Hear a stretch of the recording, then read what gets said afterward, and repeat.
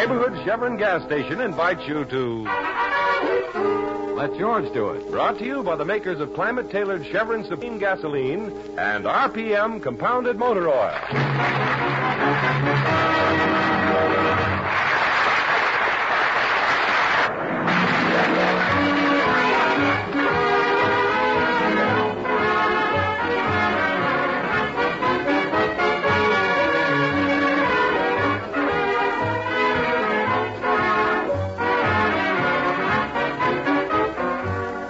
George Valentine would be the last person in the world to take a job that was not exciting, even with a large salary attached. That's why he opened his office and advertised to solve any problem, for a fee, of course. Well, he's had his excitement all right, sometimes more excitement than he bargained for. Right now, George, his secretary, Claire, and Sonny are driving along in his car. Mr. Valentine, why so much mystery? Where are we going? Just playing hooky from the office, huh, Mr. Valentine? We can't afford to play hooky, Mr. Valentine. You know that. Have you two ever heard of the Harding bookshop? Not I. Never. Why? Should we have? Well, that's where we're going. To buy a book? Of course not, Sonny. Mr. Valentine has a book. Here, bright girl, take a look at this newspaper clipping. What does it say, sis? William Harding, eccentric owner of the Harding bookshop, died in his sleep last night. He leaves his widow Harriet and a nephew Frank. Mr. Harding had been in poor health. Okay, that's enough. Well, what about it? Man dies in his sleep. Where do we come in? Well, his widow phoned. She wants me to meet her at the bookshop at 11. She made it sound urgent. Jeepers, I wonder why she wants to see you. An eccentric book dealer dies in his sleep. His widow is very anxious to see me. Kids, I don't know what it's all about, but it has all the ingredients for some real excitement.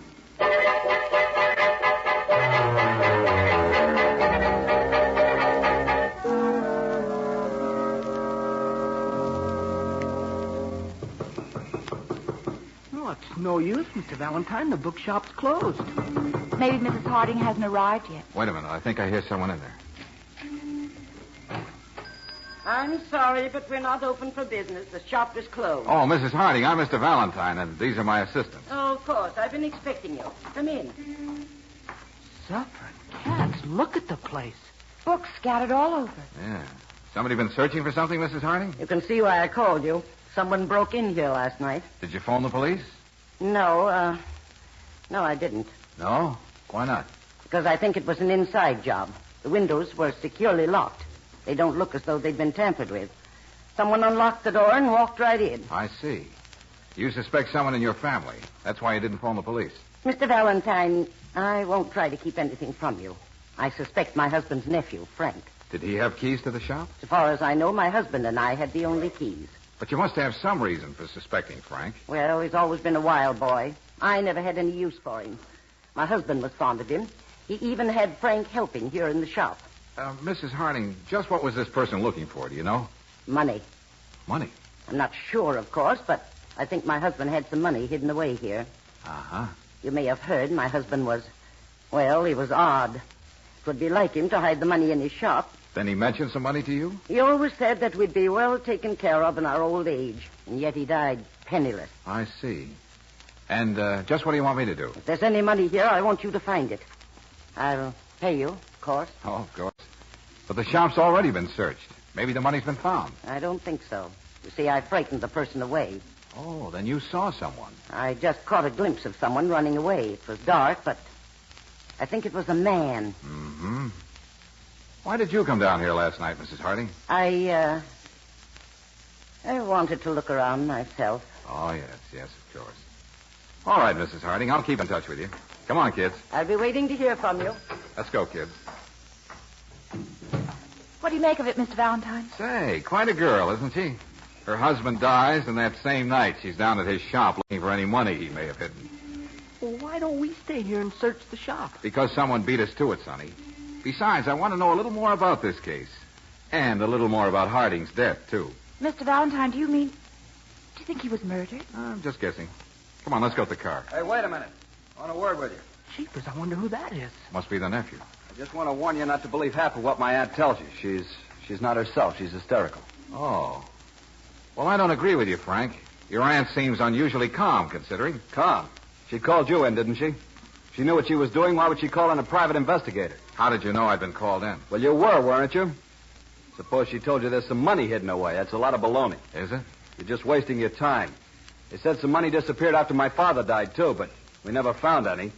There's always that kind of talk when some eccentric dies. Just when did your father die? 5 years ago. Uh-huh. Frank, were you with your uncle when he passed away? No. It was during the day. I was in the shop with my aunt. Miss Barry phoned us. Miss Barry? Alice Barry, the nurse. My uncle's known her since she was a child. Of course, she's a young woman now. Very attractive, too. Okay, Frank. See you again sometime. No, you won't. I'm going to tell Aunt Harriet to call you off. Yeah, do that. Do you think she'll listen to him, Mr. Valentine? No, she doesn't trust him. Claire, I want you to get all the information you can on Harding's death, then meet me here. Here? Yeah, in front of the bookshop, about 10 o'clock tonight. And Sonny. Yes, sir? Get down to the Evening Express. Talk to Ben Steele. He's a friend of mine. He'll let you look through the old newspaper files. But what am I going to be looking for? Well, Frank's father died 5 years ago. Get what you can on it. Okay, Mr. Valentine. Hey, what are you going to be doing? Oh, he's going to talk to the nurse, of course. Why, Claire, how did you guess? Oh, she's young and attractive. Naturally, you'd want to investigate that yourself, Mr. Valentine.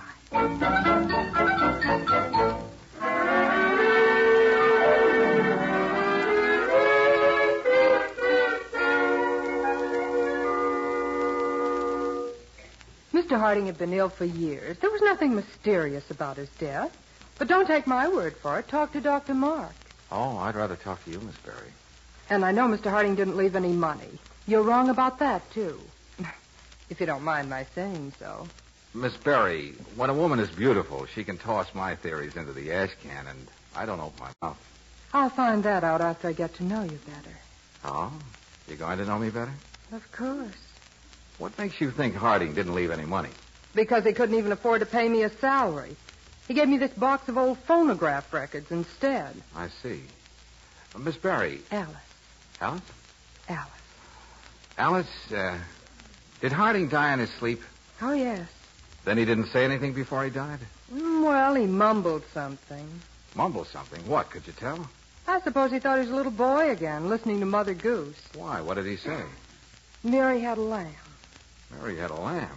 Are you sure? Well, the words Mary and lamb were plain enough. Uh-huh. Look, here's my card. If you think of anything else, give me a buzz, will you? I'll give you a buzz. Oh, good.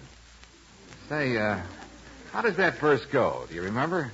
Mary had a little lamb. Its fleece was white as snow. Oh, yeah. And everywhere that Mary went, the lamb was sure to go.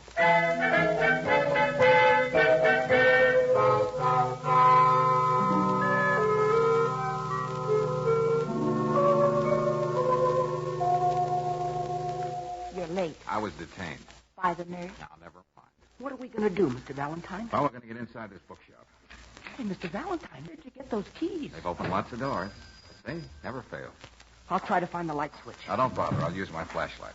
Sonny, Yeah, Mr. Valentine? stand near the window, will you? Let me know if you see anyone. Okay. Mr. Valentine, the books are all back in place. Well, Mrs. Harding must be a neat housekeeper. Come on, Claire. Now, we're looking for the section that has books for children. Then the nurse did give you a clue. Was she helpful? Oh, yes. And beautiful. Really? Tell me about her. Well, I haven't time. Couldn't do it justice. Here we are now. Let's see. Peter Rabbit, Alice in Wonderland. Hey, look for Mother Goose. Is she a blonde? Yes. Treasure A Island. natural blonde? Oh, Claire, will you concentrate on Mother Goose? Oh. Is this what you're looking for? Yeah, good. Now find Mary Had a Little Lamb. Why? Oh, Claire. Oh, all right. Little Jack Horner, little Miss Muffet. Mary had a... Oh, here it is. Good. Now read it. Mary had a little lamb. Its fleece was white as snow. Uh-huh. And everywhere that Mary went, lamb was sure to go. Do you want all the verses? Well, isn't there anything written on that page? No. Well, maybe there's some more Mother Goose books. These are all there seem to be. Okay, hang on to it. Put your hands up. Oh, Mr. Valentine. Suffer and caps. Now, what are you doing here, Frank? Where did you come from? I was in back. I've been waiting for someone to show up. Why? What made you think someone would show up? Well, the place was ransacked last night. And you thought it might happen again tonight, huh? You can't tell. And Harriet says she frightened the person away. He might come back. Uh-huh. That may be why you're here. Or then again, you might be looking for the money yourself. I told you there isn't any money. Okay, Frank. Now put that gun away. You might hurt somebody. And get out of here, all of you. All right, we're going. Coming with us? I'm going to stay here and keep an eye on things. Say, that's a very good idea, Frank. Just keep an eye on things.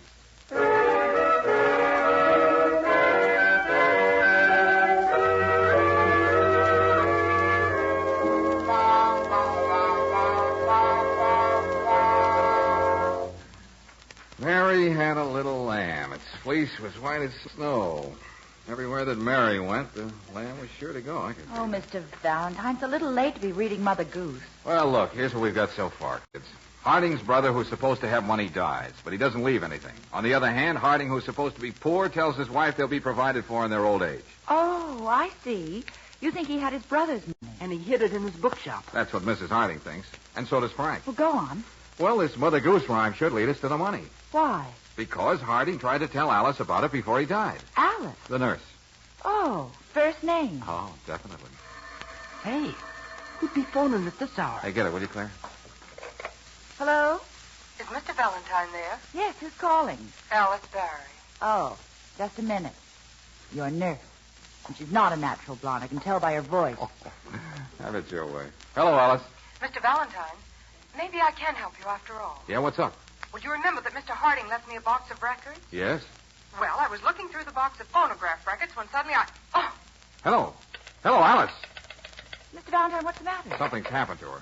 I've got to get over there quick.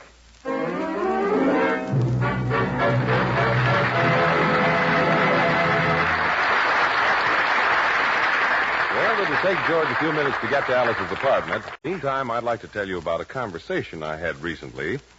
One of my Chevron dealer friends asked me the other day what qualities I look for in a gas station.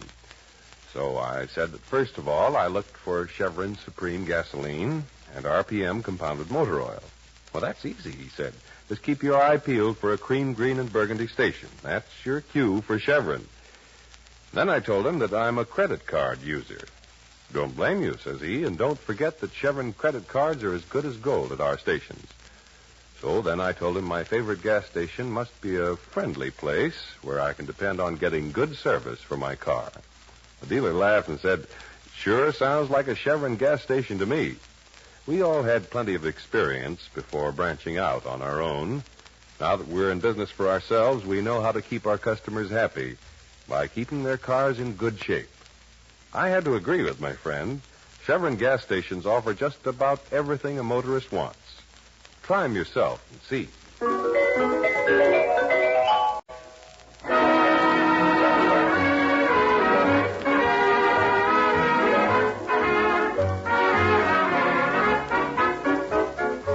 Well, George was about to get some important information. The nurse, Alice Barry, phoned him, but before she could explain, something happened to her. Now, it's a few minutes later. George is opening the door to her apartment. Alice. Alice. Oh, you poor kid. Here. Let's get you up on that couch. Oh. Now, take it easy. You're going to be all right. Oh, Mr. Valentine. Wait a minute. I'm going to put you down here. There you are. Now, you better lie still for a few minutes. I'll get you a drink of water. No, please don't leave me. Don't be frightened. Hey, you've got a nasty-looking bruise on your forehead. Otherwise, you seem to be okay. How do you feel? Oh, like I've got two heads. Yeah, I'll bet. Want to tell me what happened? Well, there isn't anything to tell. I was talking to you on the phone, and then it happened. Somebody took a sock at me. Well, who was it? Don't you know? No, he must have crept up and hit me from behind. From behind? Yes. Oh, you didn't see him at all, huh? No, for all I know, it might have been a woman. Yeah, it might very well have been a woman. What about the records? No, I guess they're gone. They were on that table over there. That's bad luck. Oh, don't worry about them. It was just an old bunch of records. Believe me, if all those endearing young charms, Who is Sylvia, and a few more like that. But I thought you discovered something about them. I guess the person who stole them thought so, too. No, Mr. Valentine, that's not why I phoned you. Feel like telling me about it? Of course. You see, while I was looking through the records, I got to thinking about Mr. Harding and what he'd said just before he died. Yes? I could almost see the whole thing all over again. He was moaning and tossing around in the bed. I ran to him and felt his pulse. Go on. I told you that he said Mary had a lamb. But now as I think back, Mr. Valentine, I'm almost certain he said Mary Hayden Lamb. Mary Hayden Lamb. Mary Hayden Lamb. A woman's name? That's right. Do you think it means anything? Well, it must mean something. Yeah. It'll probably lead us right to the money. That is, if there is any money.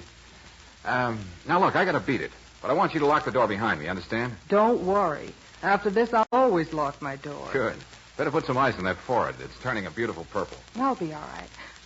Mr. Valentine. Yeah? If it does mean anything, will you let me in on it?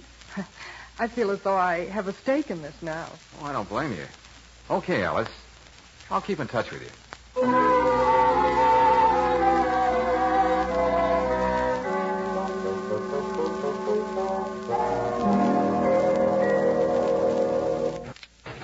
open up. Hey, Mr. Ward.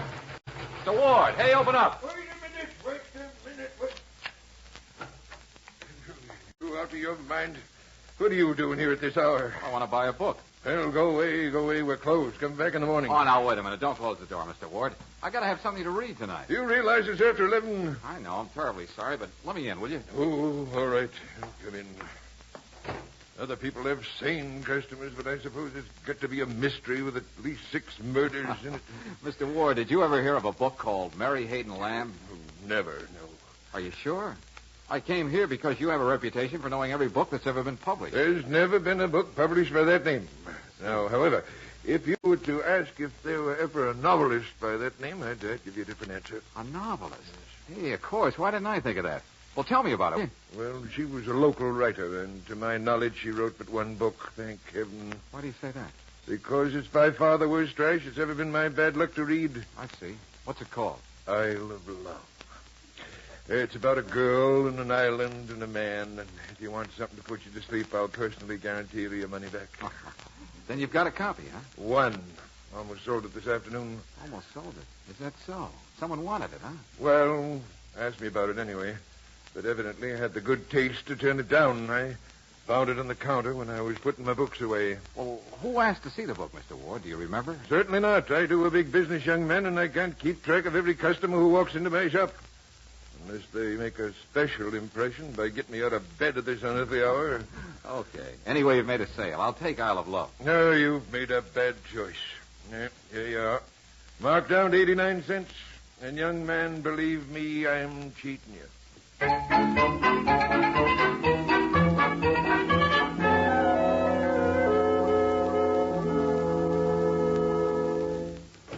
Claire, Sonny, come on, wake up. Oh, hello, Mr. Valentine. May we go home now, slave driver? Oh, I'm sorry, kids. I know it's late, but we can't stop now. Don't dare take the chance. Somebody may be getting desperate. What do you mean? What do you expect to happen? Well, nothing if I can beat them to it. Now, Claire, I've got a job for you. How are you in the charm department? Charm? Yeah, that's right. Have you got any? Don't answer that. Whom do I have to charm? Frank. The nephew? I quit. Hey, I knew he was suspicious. As soon as I saw him, I said to myself, now there's Shut a up, guy... will you, Sonny? Claire, I want you to get Frank out of the bookshop tonight. So that you can get in there without his seeing. That's the idea. Think you can do it? Oh, it should be simple, even if my hair isn't blonde. Oh, don't worry, Mr. Valentine. I'll take care of Frank.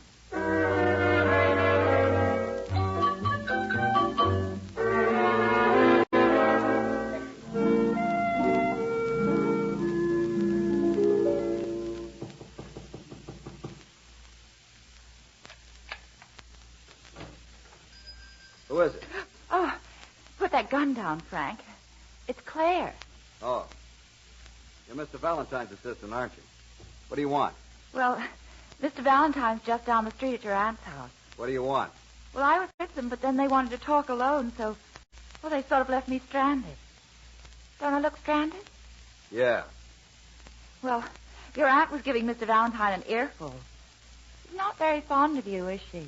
You can't forget that I was once a wild kid. I have straightened out since then. Oh, I can see that. What do you want? I want to come in. Use the phone to call a cab.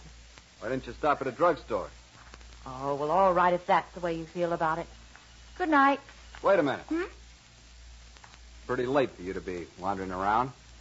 Oh, I knew you had fine instincts, Frank. Oh, all right. Come on. I'll take you in my car.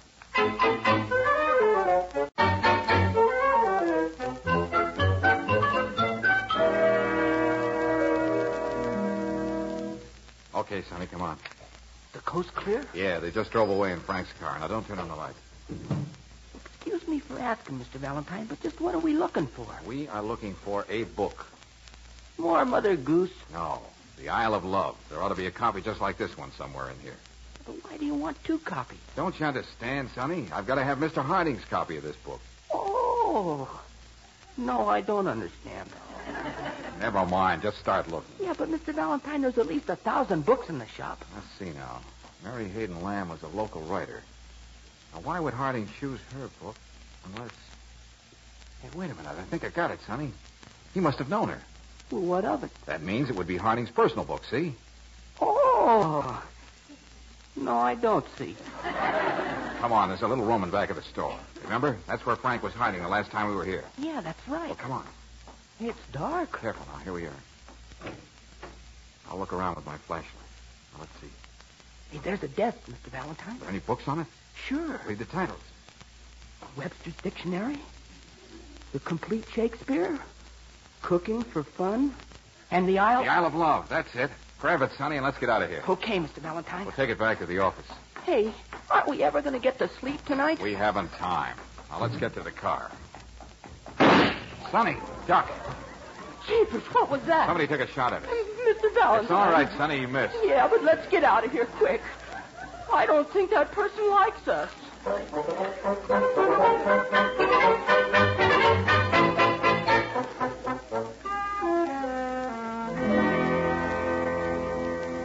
And then somebody started shooting at us. Oh, it was plenty exciting, sis. You're lucky. Frank's a bore. This conversation is brilliant. It's either yes or yes. I guess it was Mrs. Harding shooting at us, huh, Mr. Valentine? Because Frank was with Claire. Not for long. No? No, he just took me to a cab stand. I see. Run out of charm? Oh. Jeepers, Mr. Valentine, you've just about taken that book apart. Well, there's nothing in here. No secret compartment, no writing on the pages. I can't find a thing. Well, then let's go home and get some sleep. No, we can't stop now. Okay, kids, make yourselves comfortable. What are you going to do? Well, I'll have to start reading the book. Aloud? Certainly. I might miss something. You're going to read all of it? That's right. Here we go. The summer sun was setting in a blaze of glory, casting its light like a shimmering ribbon of golden orange across the lake. On the bank, her wavy hair streaming from her uplifted head, stood Jennifer. Oh, I can tell this is going to be a classic. Perhaps her dream of love was to become a reality, for coming toward her was a canoe, and in the canoe was a man. Mr. Valentine, you think Sonny's old enough? Oh, keep quiet, will you? Jennifer sighed longingly. Sonny. Perhaps her stay on the island was at an end. Her face was alive with expectancy.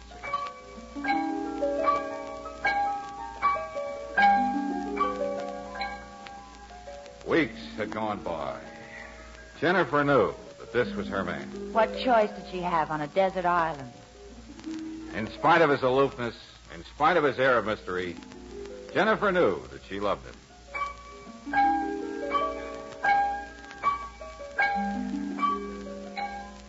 And then a wonderful thing. He knelt beside her and kissed her. Well, it's about time. Oh, she said, then you do love me. Naive creature, isn't she? Yes, he answered. I love you with all my heart. If you don't believe me, look carefully when the grandfather's clock strikes the hour of midnight. And I love you, too, she told Wait him. a minute. What was that again? And I love you, too, she told him. No. Go back to where he loves her. Oh, yes, he answered. I love you with all my heart. If you don't believe me, look carefully when the grandfather's clock strikes the hour of midnight. Hey, that doesn't make sense. Hey, wait a minute. The printing on this page looks a little different. Yeah, and so does the paper. Claire, get my copy of the book. Here it is. Okay, turn to page 82. Come on. Okay, now read that part. Yes, he answered. I love you with all my heart. I swear it, Jennifer. That's enough. This is it, kids. Mr. Harding printed this page himself. Look carefully when the grandfather's clock strikes the hour of midnight. Mr. Valentine, there's a grandfather's clock in the bookshop. That's right, Sonny. And there's where that money must be hidden. Claire, get Mrs. Harding on the phone. Tell her to meet us at the bookshop right away. At this hour? And then phone Frank at the shop. Tell him to expect us. All right. Oh, and Claire, phone Miss Berry, will you? She wanted to be in on the kill. Oh, now you've got me phoning your blonde for you. Well, whatever you say, Mr. Valentine.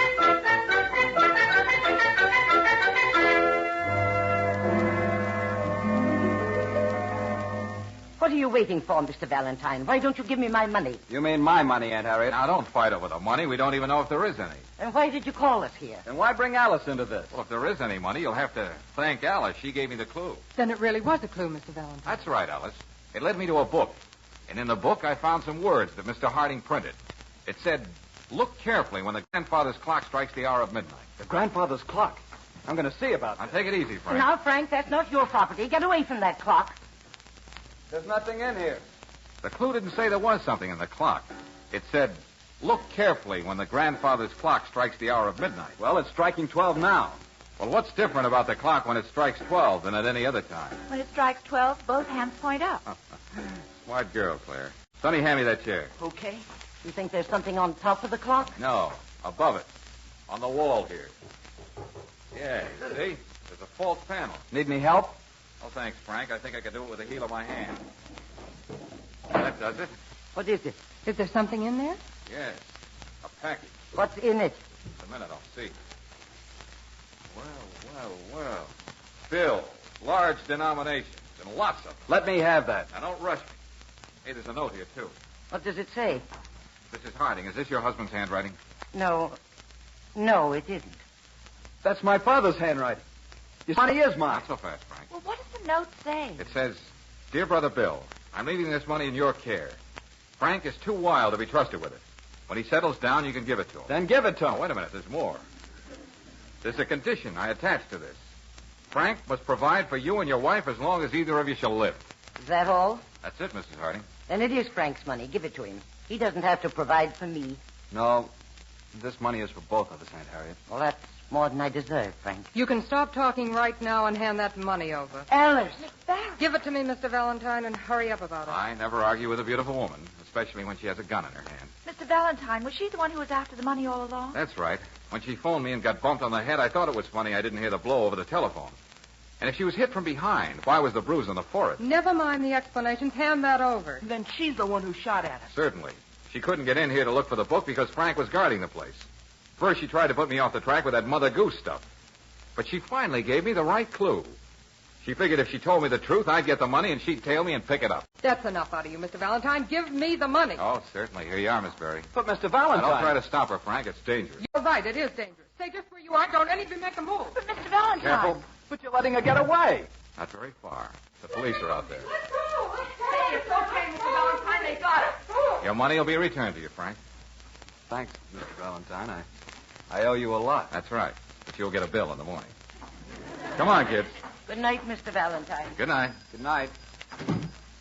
Well, I'm really going to sleep tonight. Yeah, so am I. Oh, too bad. Too bad it had to end this way. Huh? What do you mean? He's thinking about the nurse. Aren't you, Mr. Valentine? You know, Claire, I believe she was a natural blonde after all. George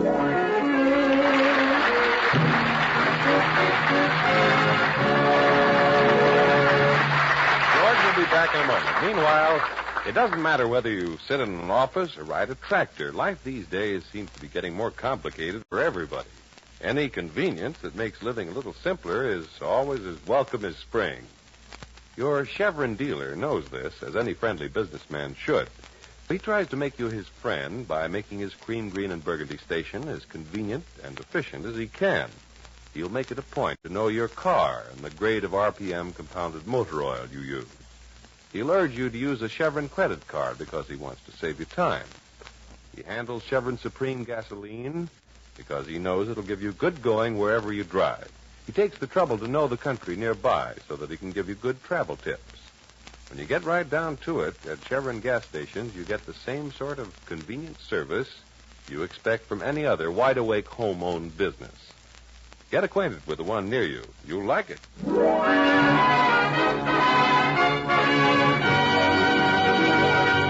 Well, next week, George Valentine is confronted with a problem. A big problem. You'll probably hear something like this. Client or no client, Mr. Valentine, you can't keep a dog that big in this apartment. Jeepers, do you realize he eats 6 pounds of food a day? 6 pounds? What kind of food? I'm not sure, but he seemed awfully fond of my head. Okay, Sonny. Go out and buy him a bone.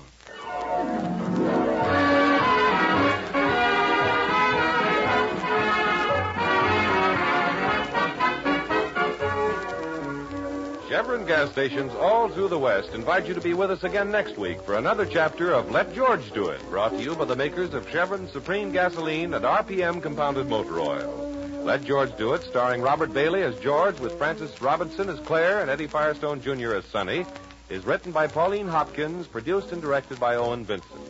Others in the cast were Jane Morgan as Mrs. Harding, Harry Bartell as Frank Harding, Evelyn Scott as Alice Barry, and Paul McVeigh as Mr. Ward. The music was composed and conducted by Charles Dant. Your announcer, John Heaston. Listen again next week, same time, same station, to Let George Do It.